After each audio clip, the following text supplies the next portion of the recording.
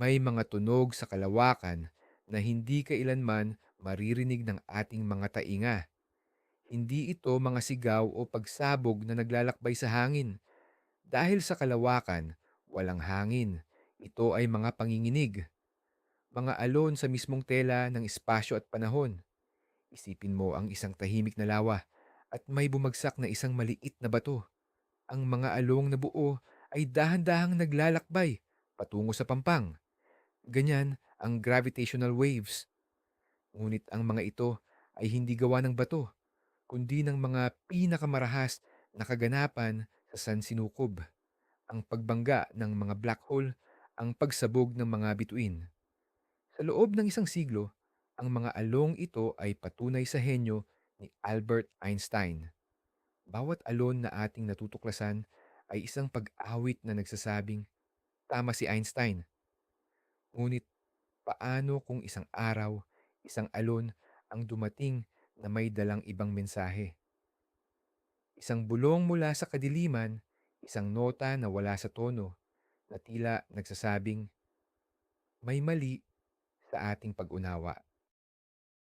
Sa video na ito, haharapin natin ang musika ng kalawakan na wala sa tono. Ating susuriin ang isang anomalya, isang misteryosong signal na hindi lamang nagtatanong sa ating mga teorya tungkol sa mga black hole, kundi naglalagay din sa alanganin sa mismong pundasyon na itinayo ni Einstein. Humanda kayong makinig sa isang kwentong maaaring magpabago sa lahat. Bago tayo sumisid sa misteryo, kailangan muna nating balikan ang simula. Noong 1915, ipinakilala ni Albert Einstein ang kanyang General Theory of Relativity, isang obra maestra ng isip ng tao.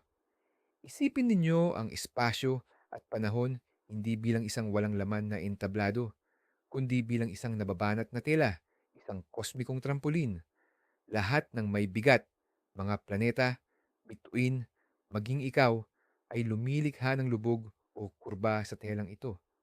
At ang grabidad, ayon kay Einstein, ay hindi isang puwersa na humihila, kundi ang epekto ng paggalaw natin sa mga kurbang iyon.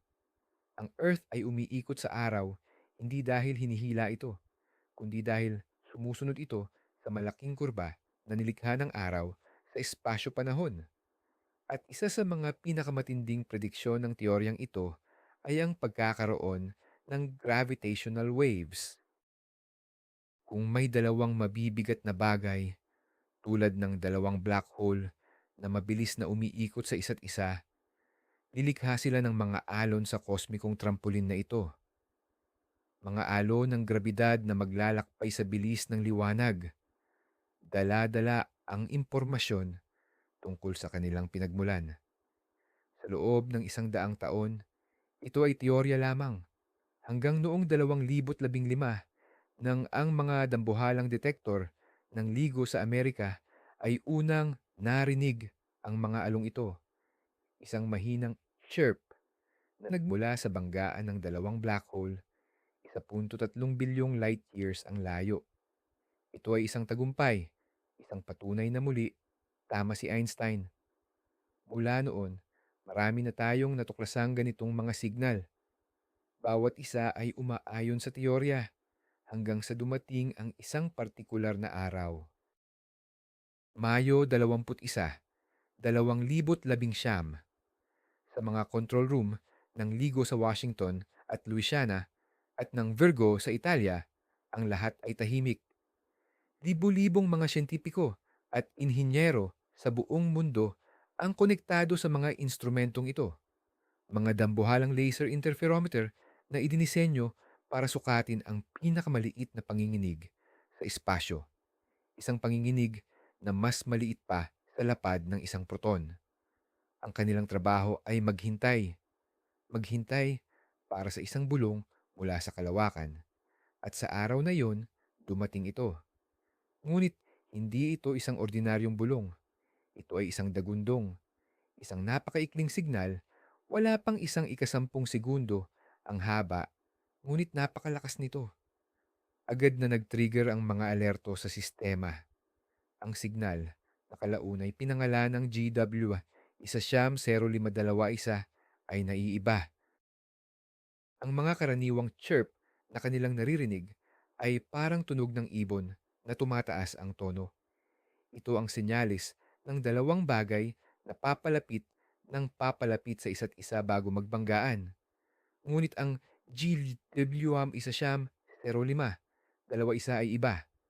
Ito'y mababa, malalim, at biglaan. Para itong isang malalim na tunog ng tambol na tumunog ng isang beses lamang sa gitna ng katahimikan ng universo. Ang mga alo ng datos ay agad na pinag-aralan. Ang mga supercomputer ay nagsimulang magproseso ng mga numero. Sinusubukang imodelo kung anong uri ng kosmiko at marahas na kaganapan ang maaaring lumikha ng ganitong kakaibang tunog. Habang lumalabas ang mga unang resulta, ang katahimikan sa mga control room ay napalitan ng pagkamangha na dahan-dahang naging pagkalito at sa huli, isang uri ng siyentipikong pagkabigla. Ang signal na ito ay hindi lang malakas. Ito ay nagmumula sa isang kaganapan na ayon sa lahat ng ating nalalaman tungkol sa ebolusyon ng mga bituin ay hindi dapat posible. Para kang isang biologist na nakakita ng isang elepanteng may pakpak. Alam mong totoo ang nakikita mo, ngunit sinisigaw ng lahat ng iyong natutunan na ito'y imposible. Ang GW 15051 ay hindi lang isang bagong datos. Ito ay isang hamon, isang anomalya na nagbukas ng pinto sa isang silid na hindi natin alam na naroroon pala. At sa loob ng silid na yon, ang mga batas ng pisika na ating kinagisnan ay tila hindi na sapat para ipaliwanag ang lahat. Dito nagsimula ang isa sa mga pinakamalaking misteryo sa modernong astrophysics. Upang maintindihan kung bakit napaka-imposible ng signal na ito, kailangan nating pag-usapan ang bigat. Sa astrophysics, sinusukat natin ang bigat ng mga bituin at black hole gamit ang tinatawag na solar mass o masa ng ating araw. Halimbawa, ang isang bituin na 10 beses na mas mabigat kaysa sa ating araw ay may bigat na 10 solar masses. Ang mga black hole na natutuklasan ng LIGO at Virgo ay karaniwang nasa pagitan ng 5 hanggang ilang dosenang solar masses. Ang mga ito ay nabubuo kapag ang isang napakalaking bituin ay naubusan ng panggatong at bumagsak sa ilalim ng sarili nitong grabidad. Ngunit mayroong isang theoretical na limitasyon. Ayon sa ating mga modelo ng stellar evolution, may isang mass gap or puwang sa bigat kung saan hindi dapat umiral ang mga black hole. Ang puwang na ito ay nasa pagitan ng humigit kumulang 65 hanggang 120 solar masses. Ang dahilan ay medyo komplikado, ngunit sa madaling salita, ang mga bituin na sapat ang laki para makabuo ng black hole sa saklaw na ito ay sumasabog ng napakalakas sa isang proseso na tinatawag na pair instability supernova. Sa pagsabog na ito, wala halos naiiwan. Ang buong bituin ay nagkakalat sa kalawakan at walang nabubuong black hole. Kaya, ang makahanap ng isang black hole na may bigat na nasa 80 solar masses, halimbawa, ay parang paghahanap ng isang taong may taas na 15 talampakan. Sinasabi ng biology na hindi ito dapat mangyari at dito na pumapasok ang nakakagulat na katotohanan ng GW 15051. Nang matapos ang pagsusuri ng mga siyentipiko, natuklasan nila na ang signal ay nagmula sa banggaan ng dalawang black hole na may bigat na humigit kumulang 66 at 85 solar masses. Ang una ay nasa gilid mismo ng mass gap at ang pangalawa ay nasa gitna nito. Dalawang imposibleng black hole na nagbanggaan. Para itong nakakita hindi lang ng isang 15 talampakang tao, kundi dalawa sa kanila na nag-aasawa. at ang resulta ng kanilang pagsasama, isang bagong black hole na may bigat na humigit kumulang 142 solar masses. Ito ang kauna-unahang malinaw na ebidensya ng isang intermediate mass black hole, isang klase ng black hole na matagal nang hinahanap ng mga astronomo. Ngunit ang pinagmulan nito ay isang malaking palaisipan. Paano nabuo ang dalawang magulang na black hole na ito?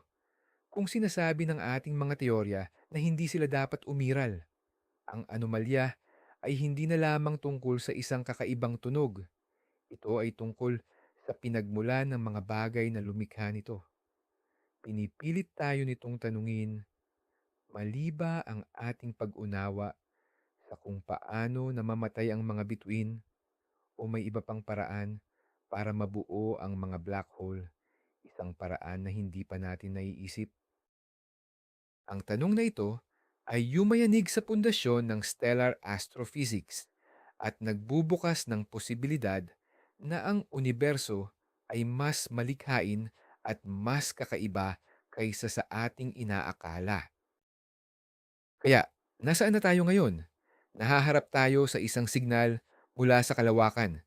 7 bilyong taon ang itinagal ng paglalakbay na nagdala ng isang simpleng mensahe. Hindi pa natin alam ang lahat. Ang anomalya ng GW1.05.2 isa ay hindi isang pagpapatunay na mali si Einstein. Ang kanyang general theory of relativity ay gumana ng perpekto sa paghula kung paano maglalakbay ang mga alon na ito sa espasyo-panahon. Ngunit hinahamon nito ang lahat ng teoryang nakapatong sa pundasyong iyon. Ang ating mga teorya tungkol sa buhay at kamatayan ng mga bituin at ang pagbuo ng mga black hole. Ang anomalya ay hindi isang pagkakamali. Ito ay isang pahiwatig, isang paanyaya mula sa sansinukob na mag-isip ng mas malalim, maghanap ng mas malayo, at maging handa na baguhin ang ating mga pinaniniwalaan. Marahil may mga primordial black holes na nabuo sa simula pa lamang ng Big Bang. O marahil, ang mga imposibleng black hole na ito ay resulta ng paulit-ulit na pagbabanggaan sa siksikang puso ng mga kumpol ng bituin. Ang bawat teorya ay nagbubukas ng bagong pinto. Ang alam lang natin ay ito. Ang sansinukob ay nagsalita at ang kanyang sinabi ay isang bagay na nakakagulat at maganda. Maraming salamat sa pagsama sa amin sa paglalakbay na ito sa gilid ng kaalaman. Kung nagustuhan ninyo ang video at natuto ng bago, huwag kalimutang pindutin ang like button, mag-subscribe at i-click ang notification bell para hindi mahuli sa mga susunod pa nating pakikipagsapalaran. At ngayon, ang tanong para sa inyo. Sa iyong palagay, ano ang pinakaposibleng paliwanag sa likod ng imposibleng black hole na ito? Ibahagi ang inyong mga ideya sa comment section sa ibaba. Gusto naming marinig ang inyong mga teorya hanggang sa susunod na paglalakbay sa kalawakan.